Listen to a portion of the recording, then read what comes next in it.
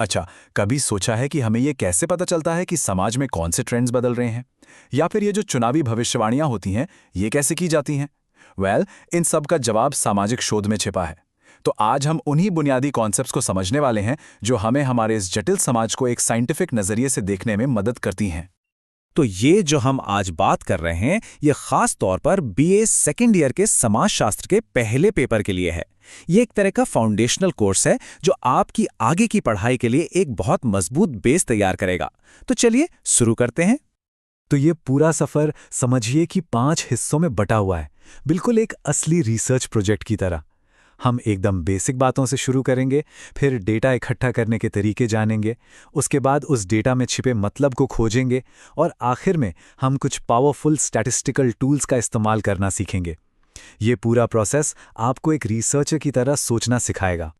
तो हमारे सफर की शुरुआत होते है यूनिट नंबर 1 से, सामाजिक शोध और सर्वेक्षण। अब सवाल ये उठता है कि हम सामाजिक दुनिया की स्टडी आखिर शुरू कैसे करें? इसका जवाब हमें यहीं से मिलना शुरू होता है। इस यूनिट में हम अपनी बुनियाद मजबूत करेंगे। हम ये देखेंगे कि भारत में सोशल रिसर्च का विकास कैसे हुआ और ये जो साइंटिफिक मेथड है, ये इतना ज़रूरी क्यों है।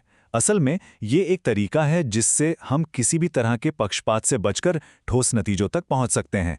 साथ ही हम एक अच्छी रिसर्च के स्टेप बाय स्टेप प्रोसेस को भी समझेंगे, जो किसी भी कामयाब प्रोजेक्ट की जान होती है। अच्छा, यहाँ एक बहुत जरूरी फर्क समझना है सामाजिक शोध और सामाजिक सर्वेक्षण के बीच का।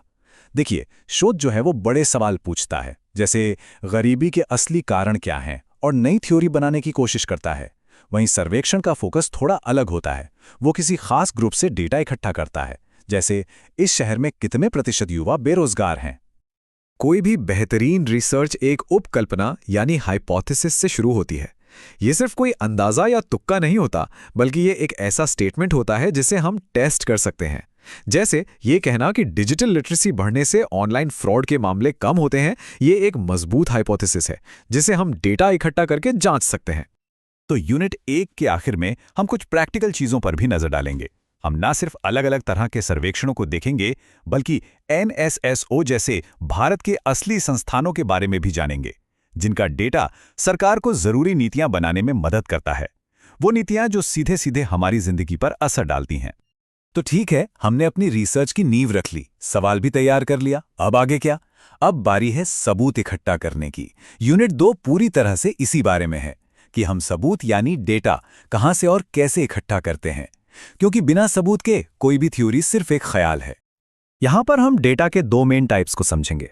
प्राइमरी, यानी जब आप खुद इंटरव्यू या सर्वे करके फ्रेश जानकारी इकट्ठा करते हैं, और सेकेंडरी, यानी जब आप पहले से मौजूद सोर्स जैसे सरकारी रिपोर्ट्स का इस्तेमाल करते हैं। हम ये भी देखेंगे कि कब हमें जनगणना यानी सेंसस मेथड यूज करना है और कब सैंपलिंग, जिसमें एक छोटे से ग्रुप की स्टडी की जाती है। निदर्शन या सैंपलिंग, आखिर ये है क्या? चलिए एक बहुत सिंपल सा उदाहरण लेते हैं। जब हमें यह देखना हो कि चावल पके हैं या नहीं, तो हम पूरा पतीला तो खाली नहीं करते हैं ना, हम बस कुछ दाने चक्कर देख लेते हैं। सैंपलिंग भी बिल्कुल यही है। जब पूरी आबादी की स्टडी करना मुमकिन ना हो, तो हम उसके एक छोटे प्रतिनिधि हिस्से की स्टडी करके पूरी आबादी के बारे में एक अंदाजा लगाते हैं। अब ये 2 शब्द हैं, प्रश्नावली और अनुसूची। अक्सर लोग इनमें कंफ्यूज हो जाते हैं, पर इनमें एक बहुत साफ फर्क है। सीधी भाषा में कहें तो प्रश्नावली एक फॉर्म की तरह है जिसे लोग खुद भरते हैं, जबकि अनुसूची में एक रिसर्चर खुद सवाल पूछता है और जवाब भरता है।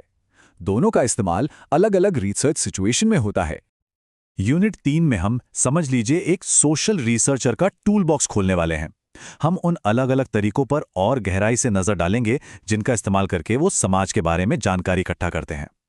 तो इस टूल बॉक्स में हमें 5 बड़े कमाल के औजार मिलते हैं। पहला है अवलोकन, ये समझने के लिए कि लोग असल में करते क्या हैं। फिर आता है साक्षात्कार, ये जानने के लिए कि वे सोचते क्या हैं। वैयक्तिक अध्ययन, किसी एक केस को बहुत गहराई से जांचने के लिए। समाज मिति, किसी ग्रुप के अंदर के रिश्तों का मैप बनाने के लिए। और अंतर्वस्तु विश्लेषण, मीडिया या किताबों में छिपे मैसेज को समझने के लिए। चलिए, मान लीजिए कि हमारे पास अब बहुत सारा डेटा इकट्ठा हो गया है। अब इसका क्या करें? बस यहीं से यूनिट 4 का काम शुरू होता है, जहां असली जादू होता है। इस यूनिट में हम सीखते हैं कि इस रॉ इन्फॉर्मेशन को कैसे लिया जाए और इसे कैसे मीनिंगफुल नतीजों में बदला जाए। इस यूनिट में हम ये पक्का करते हैं कि हमारी रिसर्च मजबूत हो, भरोसे के लायक हों। हम ये पक्का करेंगे कि हमारे जो नतीजे हैं वो निष्पक्ष हों, यानी ऑब्जेक्टिव हों, लगातार एक जैसे रिजल्ट्स दे, यानी रिलायबल हों, और सटीक हों, यानी वैलिड हों। फिर हम सीखेंगे कि अपने नतीजों को एक साफ और असरदार रिपोर्ट में कैसे पेश किया जाए। और अब हम आते हैं हमारी आखिरी यूनिट पर, यूनिट 5, जहां हम नंबर्स यानी आंकड़ों की ताकत को समझेंगे। स्टैटिस्टिक्स हमें डेटा में छिपे उन पैटर्न्स को देखने में मदद करती है जिन्हें हम शायद वैसे ना देख पाते। जैसे, क्या पढ़ाई के लेवल और इनकम के बीच कोई कनेक्शन है? यहाँ हम कुछ बहुत ही सिंपल लेकिन पावरफुल कॉन्सेप्ट्स को समझेंगे, जैसे कि माध्य यानी एवरेज, मध्यका यानी बीच की वैल्यू, और बहुलक जो सबसे ज्यादा बार आता है। और हाँ, हम ये भी देखेंगे कि SPSS जैसे मॉडर्न सॉफ्टवेयर ने कैसे मुश्किल से मुश्किल एनालिसिस को बस कुछ ही क्लिक्स का काम बनाकर सोशल रिसर्च में एक क्रांति ला दी है। तो देखिए, ये तो बस एक शुरुआत है।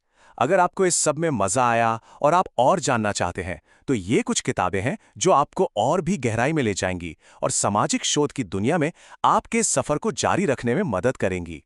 तो अब जब हमने ये पूरा सिलेबस समझ लिया है, तो एक सवाल आपके लिए। अगर आपको अपने समाज के बारे में कुछ भी रिसर्च करने का मौका मिले, तो आपका पहला रिसर्च क्वेश्चन क्या होगा? सोचिएगा जरूर, क्योंकि हर बड़ा बदलाव एक पावरफुल सवाल से ही शुरू होता है।